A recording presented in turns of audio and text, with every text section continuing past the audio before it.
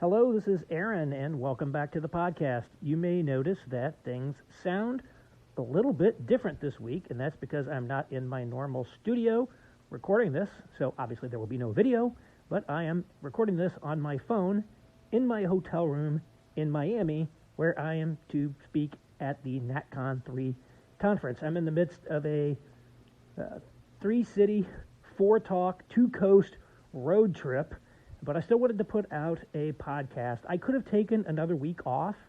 There's no legal requirement for me to put out a podcast every single week, but the content must flow, as I say, and I like to try to keep up with the content even when I'm traveling, but this may be a little bit short today.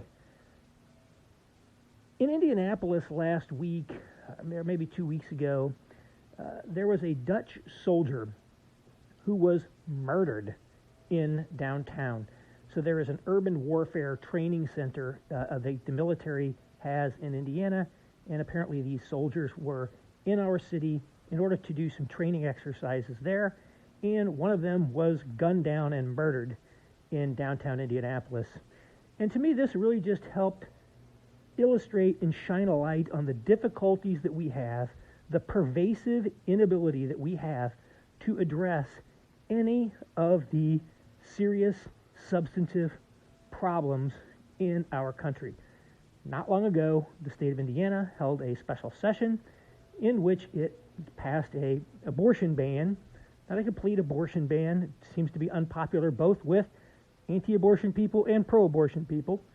Nevertheless, this was widely decried by all of the urban establishment type people. Many of the corporations said they might have to look elsewhere to invest. We heard all this woe is me about our business climate and the impact on the ability to attract talent and all those things. And that's what we hear. We heard a lot of vocal speaking about that. And yet here we have in our downtown a murder that turns into an international incident. This is being discussed in the Dutch language media. It's in the BBC. This is in the national and global press. Dutch cabinet-level officials and the U.S. Secretary of Defense are having to speak out and take action about this murder that happened in our city. And Indianapolis is a city with a very high crime rate. In fact, we have a murder rate that's higher than Chicago's. Believe it or not, we have a higher murder rate than Chicago. Chicago has many more murders because it's a much larger city, but our rate is actually higher. And yet I would think that maybe, just maybe, our crime rate has something to do with our business climate and our brand. Chicago has suffered incredibly because of all of this bad global press about its crime problems. A guy I know who was the managing partner of the Chicago office of a major consulting company. No, it's not my old employer, Accenture. That's the only thing I'll tell you is that it wasn't Accenture. But they were going to have a global partner meeting in Chicago. And this guy started getting phone calls from all over the world. People saying, is it safe to come here? Because people are afraid of Chicago because of all the reports of crime. And now we have similar types of Chicago headlines going around the world. And yet, did anyone in Indianapolis say anything about the impact on our brand or on our business climate or on our ability to attract talent coming from our crime problems? How does this incident is like a global black eye for the city, and yet the entire leadership of the city basically ignored it. It was sort of a local TV news crime blotter story, got some press, but nobody's reflecting on what this says about our city and its health and its importance as a business center, as a talent center, etc. Quite apart from, of course, the devastation for the people who live here caused by crime. And so the fact that they're so vocal on points A, B, and C, that this is hurting us, this is hurting it, but other things they're dead silent on, shows that there's sort of an ideological prison that people are have constructed or are trapped in that prevents them from addressing, serious substantive issues like crime. I would think that's even more substantive in many ways than some of this social legislation, and yet they can't even talk about it. They can't even talk about it. And it just so happened that it was a black person who's been arrested and charged with this crime. And the racial dimensions of crime are one of the reasons why it's essentially impossible to talk about honestly. I actually do think there are problems with police. There needs to be police reform. I'm not a cop worshiper by any means, like a lot of people on the right seem to be. But nevertheless, crime is a serious issue, and yet we can't even talk about it. It can't even be addressed because they cannot say anything that would put them in jeopardy ideologically. They cannot physically do it, no matter what the cost. And that's what we see throughout. And again, there's so many other things just going on, and we just see that for whatever reasons, we just can't address them. I was thinking about this when there was the Jackson, Mississippi water issues, similar to Flint, Michigan. And I'm thinking there's two stereotypes, right, of a third world country. What do we think of when we think of a third world country?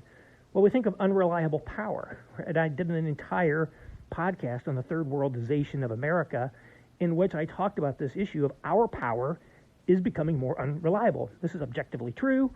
I'm citing the research that was, all written up in the Wall Street Journal, all the increase in the number of people installing generators and backup power systems because the power is just so unreliable. We had just had another potential wave of, blackouts in California. They're like, can't like charge your electric car. You can't, turn on your air conditioner. Of course, in Denver, we saw the famous case where these people had signed to some program that maybe they didn't fully know what they were doing. And the utility was able to seize remote control of their thermostat, and they couldn't turn on their air conditioner to the desired temperature when this kind of energy crisis hit.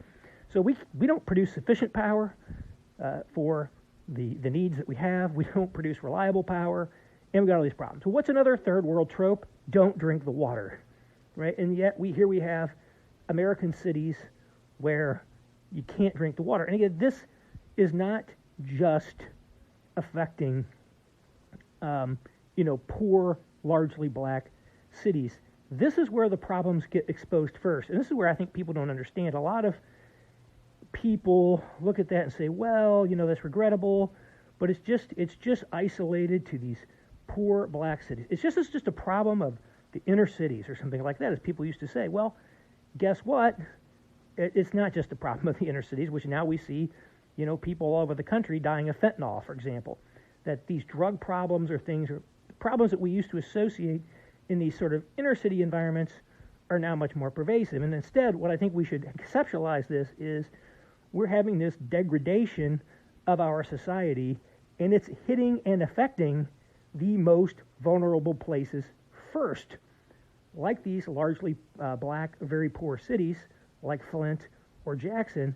But the idea that it's limited to there is not true. It just hit them first because they're the most vulnerable. It's coming soon to a town near you.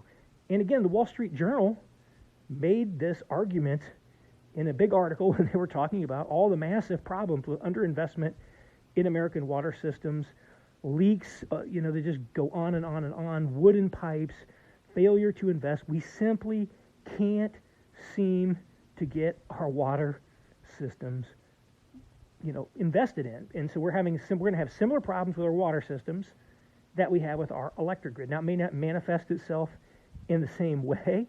Maybe they can patch things up and keep it going. I'm not saying we're going to start having water outages around the countries, but our water systems are, in many places, undergoing the same sorts of decay that are happening in the electrical system. Again, it's not exactly the same. There's differences there, but I think there's something of a parallel. And Jackson and Flint, I think, show some of the difficulties, again, in dealing with these situations. Flint is particularly interesting. So we have water utilities that are typically delivered at the local level. Often it's a regional water district run by the major city of the region. Sometimes it's a city water agency. Sometimes it's a private for-profit company that runs water. So how it's organized varies greatly from place to place, but water provision is typically a local function. If it's investor-owned, it's typically rate-regulated, like electricity, right? So it's got similar regulatory kind of issues. But it's a local issue. Now what happens when these cities become extraordinarily poor, they can't invest in their system, and what do? Well, do you have the state come in and try to do something? You would say maybe the state or the federal government need to intervene. Well, then you're seen as usurping local control. And again, there's a racial dimension sometimes because many of these cities, have essentially, black demographics, black politicians, and you have the white politicians from the state coming in and trying to run things. That gets, shown, as preempting, local control. And, yet if the state just sends money, and many of these places have had declining effectiveness of governance, it doesn't work, it gets frittered away. And so we see, I think in Flint, the governor came in, he said, well, I'm going to try to fix Flint. And all he's gotten is himself indicted over this water crisis because it turns out actually states don't have any expertise in water systems. So even if the state did intervene and say, well, we have to come in and take over and preempt and fix and invest, then what's going to happen is, we don't actually know what we're doing when it comes to water because, again, water is delivered at the local level. Most of the services that are produced by local governments, or, the state, it runs prisons. Maybe they could take over the local jail or something like that, but they don't know how to, deliver water services. It's not a state function. The state doesn't really have any expertise in it. So then you do come in and you just kind of screw things up because you don't know what you're doing.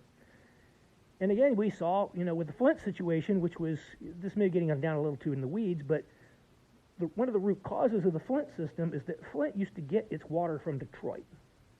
Detroit has a massive water utility that essentially served the entire Detroit metro region, but it was controlled by the city of Detroit.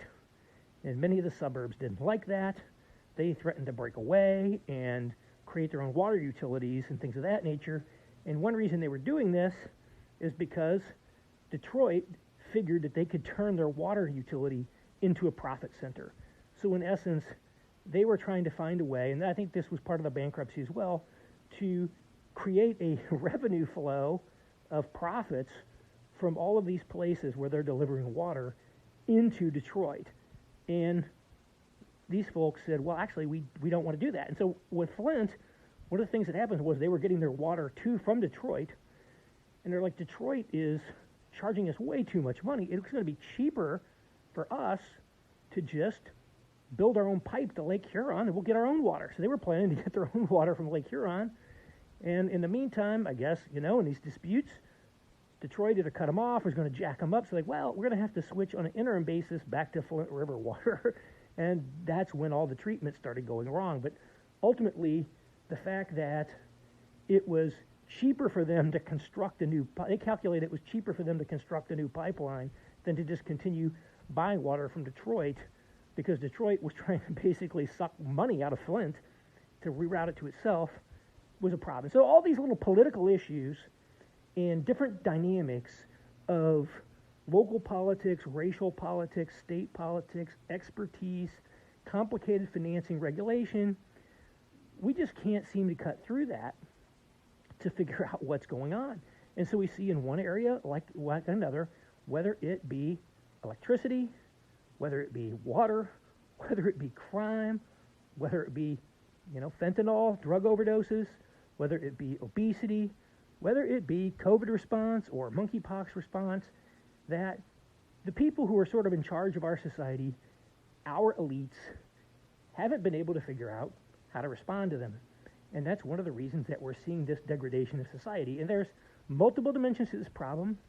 There is I call it ideological dimension, in which you simply, if you want to, keep your job in sort of bureaucratic, managerialized America, as a CEO or some kind of civic leader, you have to be 100% ideology compliant. Because again, in this managerial system that we have, these CEOs of these companies, they might seem very powerful, but they're really just bureaucrats. These are people who could be summarily dismissed at any moment, if they say the wrong things. Nassim Taleb talked about this in Anti-Fragile in his books. It's like, the guy down at the muffler shop has much more freedom to have opinions than the CEO of the company, because the CEOs are imprisoned in this ideological managerial nexus. This affects the politicians, and therefore we just see crime going rampant, and it's, very, very difficult to push back. Now, there are some kind of emerging kind of democratic centrists who are trying to do some things. So I'm not saying nobody can do it, but we see that very few people actually do it. And again, we see that in Indianapolis. None of our civic leaders wants to talk about the crime issue. They just want to, basically try to manage the optics as much as they can. Hopefully this thing goes away until the next horrific murder happens.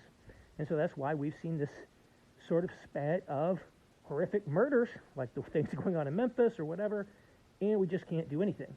Now, of course, if it's a crime that it's politically acceptable to get outraged about, like a school shooting, then all of a sudden all these guys come out of the woodwork and start yelling again. So the next time your CEO of your big corporate leader, right, the big CEO comes in and starts lecturing you about how horrible what you want to do is for the business climate and affects their ability to recruit, and just watch what that guy does. The next time there's some horrible murder in your downtown, when some visitor from overseas, international incident, that guy's not opening his mouth, right? He's keeping his mouth shut. So at the end of the day, he's really just kind of a bureaucratic joke, right, in a lot of ways. You shouldn't listen to these people.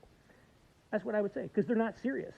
If this guy wants to be serious, he could start talking about crime. And if he wants to do that, then let's sit down and let's engage. But if he's just going to huff and puff and, regurgitate ideological bromides, then I don't see why, that guy should be taken seriously. That's what I would say.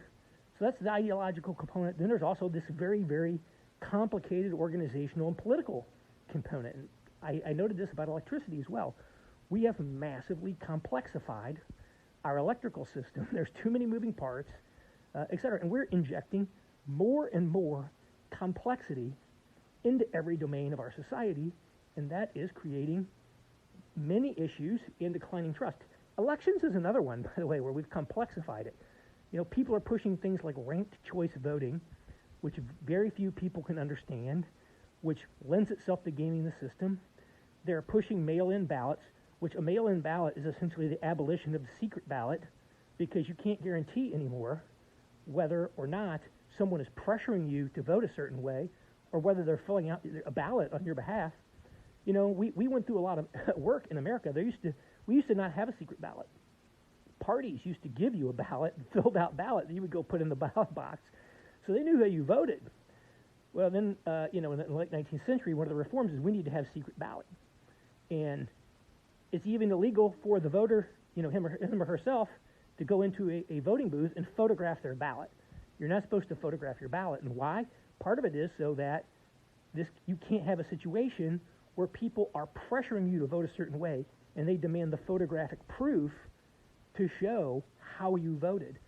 So mail-in ballots and things like that is about destroying the secret ballot, in part so there can be pressure applied, or other groups can fill out your ballot for you.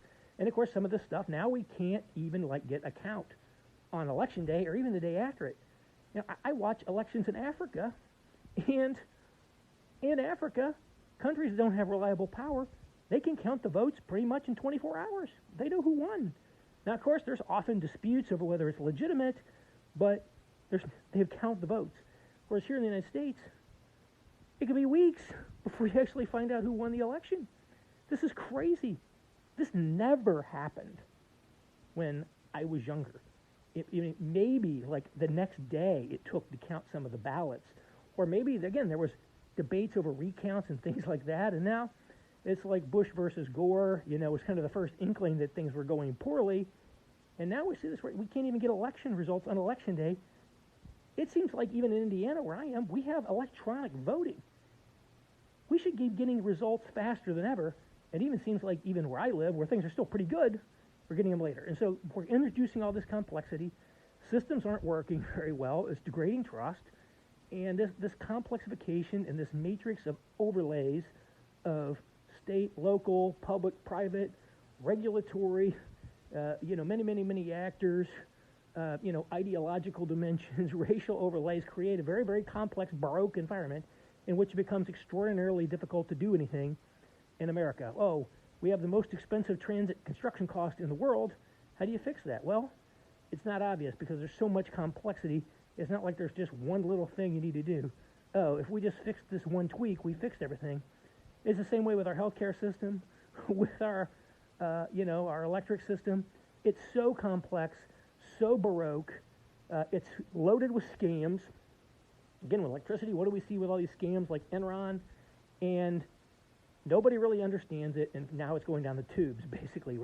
It's not collapsing, but we're seeing more and more and more dysfunction in every domain of society. And again, this goes to show that we just have growing incompetence, and I don't have the solution to everything, but part of it is we have to figure out how to break free from this managerial prison in which ideology constrains our ability to even have honest conversations about a topic, right? When a guy from a foreign army gets murdered in your downtown and the global press is going crazy and you're even unable to figure out how to talk about it, you can't stay silent because it's too ideologically difficult to do so, that's when you know you have a major problem. So this is just some of the things that are causing us huge issues, and we're seeing it every time we open up the paper, and we have to figure out some way to fix this or we're in trouble. So thank you all for listening, and I'll talk to you again next week.